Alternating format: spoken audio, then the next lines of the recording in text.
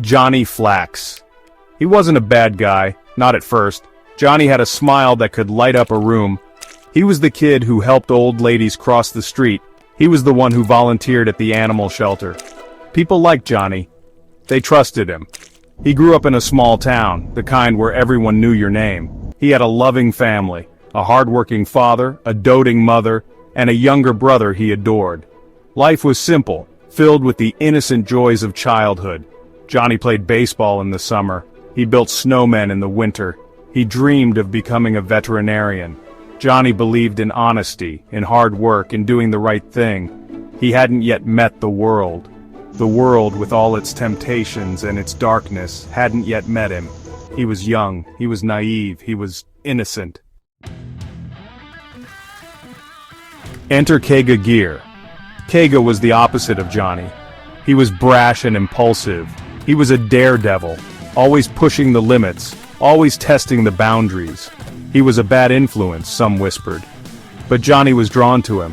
Kega was exciting, dangerous, everything Johnny wasn't. They met in high school, thrown together by fate or maybe just by alphabetical seeding. They became inseparable. Kega introduced Johnny to a world beyond their small town. He showed him the thrill of petty theft, the rush of vandalism, the intoxicating taste of rebellion. One hot summer night, they snuck into the local swimming pool after hours. They swam, they laughed, they dared each other to jump from the highest diving board. Then, Kega grabbed a bottle of spray paint. He started defacing the pool house. Johnny hesitated, a flicker of guilt in his eyes. But Kega just laughed, his eyes gleaming with mischief. "Don't be such a goody two-shoes," he taunted. And Johnny, caught in the moment, in the spell of friendship, joined him. The years passed. Johnny went to college, got a decent job, but something was missing. He wasn't satisfied with the ordinary, with the mundane. He craved the excitement, the danger, the rush he felt with Kagi all those years ago. One night, browsing the dark web, he stumbled upon a forum dedicated to online scams.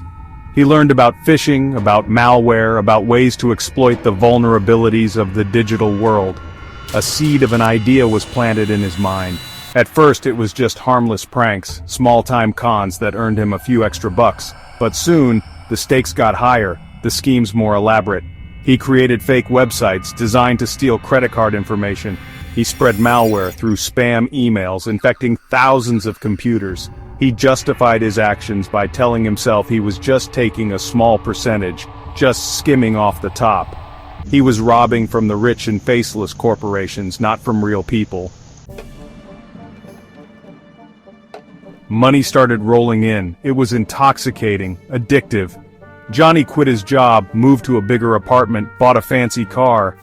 He was living the high life, but the guilt gnawed at him. He couldn't shake off the feeling that his luck, his ill-gotten gains, wouldn't last. He was living on borrowed time. He was trapped in a web of his own making. He tried to distance himself from Kega, who had become increasingly reckless and volatile. But Kega, sensing the change in Johnny, refused to be ignored. He blackmailed Johnny, threatened to expose him if he didn't cut him in on the action.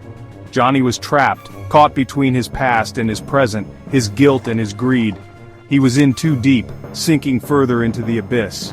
The darkness that had always lurked beneath the surface was starting to consume him, and he was running out of time. The walls were closing in.